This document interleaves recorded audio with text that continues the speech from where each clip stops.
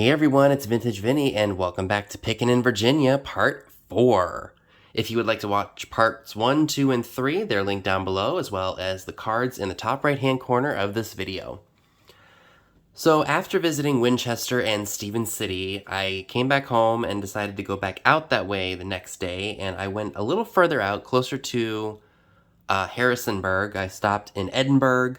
I went out to the Shenandoah Valley and all those other places that are closer up to Harrisonburg. So at the Edinburg Indoor Flea Market, I spent $24.75, and this is what I found. The vast majority of these items were 50% off, with the exception of just a few of them. I found this awesome tiki base mug. This one has an unusual mark, one that I've never seen. It says, I think it says NASCO Stonehamware Japan. This came out of a booth that was 50% off, so I felt that the price was worth picking up. I don't believe this item was 50% off, but I know somebody out there will really like to have this. So I went ahead and picked this up. You can just lay it on the vanity, maybe put your wedding ring in there, or something along those lines.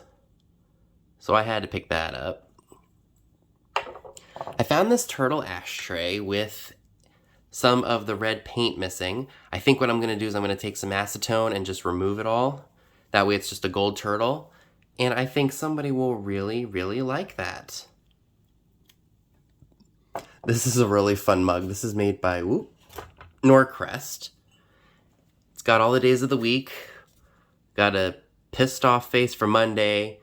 Tuesday, still sad because it's not even close to the weekend yet. Wednesday, we're kind of getting there. Thursday, slowly but surely, a smile is forming. And then Friday, of course, a gleaming yellow smiley face. Again, Norcrest. Was not expecting that. And this was also 50% off of the original price. So I thought that was really fun. This was not in a booth that was 50 off, but it looks like they marked it down from what they had it, and I see why there's some slight little chipping on the beak here, but if you turn it this way, you don't even see it. This is a Royal Copley piece, I believe. I do know that you all like these, and when I can find them inexpensively, I can offer them to you all for a very good price. This was actually the first item that I found. This is a Perot ashtray, and here in town, I found the cigarette holder that goes with this, made in Japan, and I think I paid about the same price for the cigarette holder as I did this ashtray. So I'm happy to have a complete set, so that was fun, and it looks like he's sitting in a club. I also found another flip clock. This one is made by General Electric. Again, it was 50% off, so I went ahead and picked that up. I thought that was really cool. I don't remember exactly what these go for, but I think it was definitely worth picking up. I have to look it up again, or maybe I'll do a screenshot of some comps of this model. If you all are interested in it, the link to my eBay store is down below in the description box, if I decide to sell it. Then the only other thing that I picked up at the Edinburg Flea Market was this bag of stirrer sticks, 50% off of that price there. And I went for them because, look, let's see if I can fish them out of here real quick. There were mermaids in there. Ooh la la, love me some mermaids. I couldn't leave those. And the other ones are great too. They're just the plain stirrer sticks, but they have glitter in them. See? So those were definitely a good pickup for $1.50. Now, since that wasn't a whole lot for a haul video, I'm going to go ahead and, ooh, that's completely out of focus. I'm going to go ahead and pull some other things from another shop. So let's go ahead and check those out. Okay, so the next place that I visited was Valley Treasures in Woodstock, Virginia. I spent $39.80 there. And before I share what I picked up with you all, I want to know you all's opinion on this. As somebody who buys things and sells them, I use my receipts as my inventory, and I like to know, okay, I bought this here, I bought that there, etc.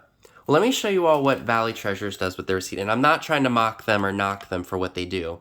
But notice they just have like the ticket number of the vendor and then the price. It's not a very descriptive, you know, invoice.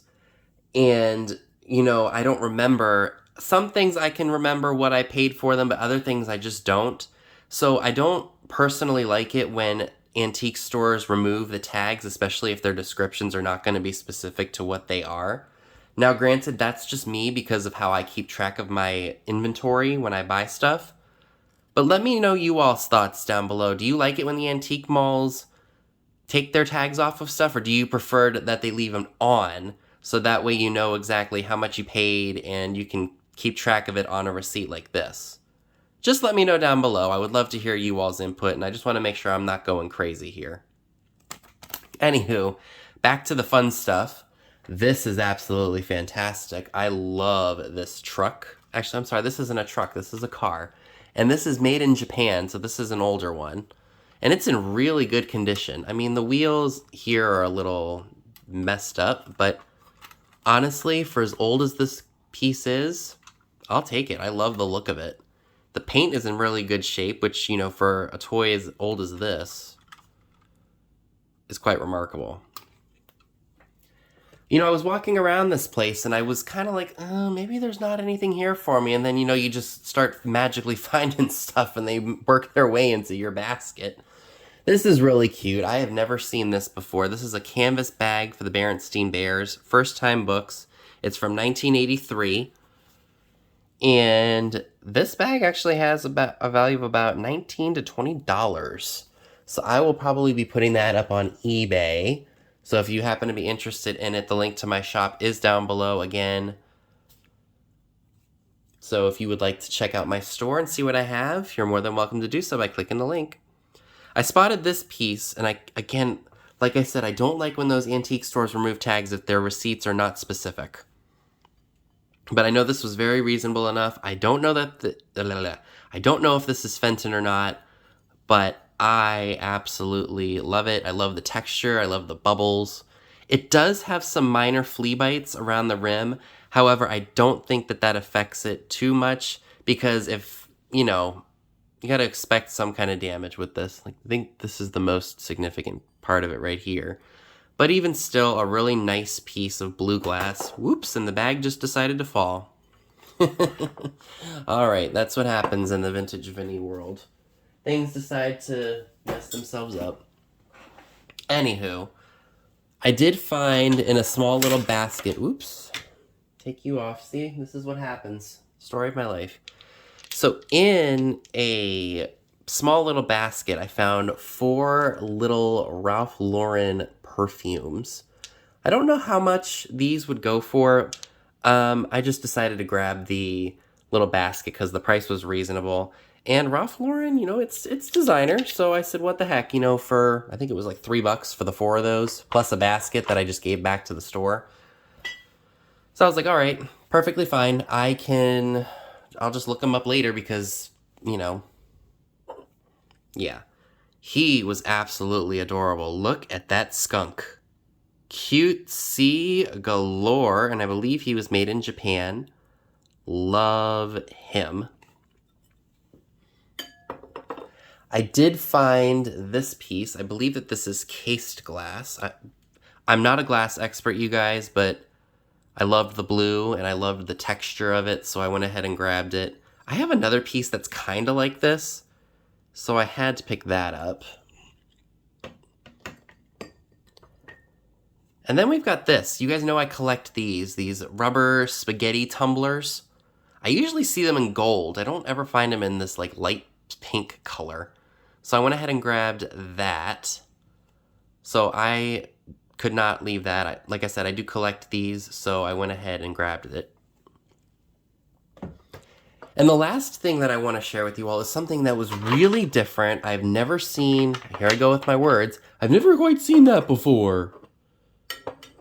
And it's this English, like old English, like cottage kit.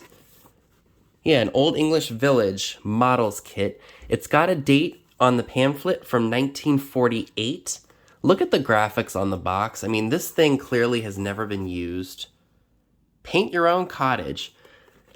And like I said, it is dated in the pamphlet for 1948. So the price was really reasonable on it, and I just decided to go ahead and pick it up. I tried looking it up on eBay and I could not find it. I don't know if that's a good thing or a bad thing. But the box looks to be in good shape. All the contents look to be there, and it was just so neat that I could not leave it. So that, I'm not sure what I'm going to price it at because there's nothing really to go by. I may have to do a little bit more research. So folks, that is everything that I would like to share with you all from this portion of my shopping trip in Virginia. Let me know down below in the comments section what were your favorite items from this haul.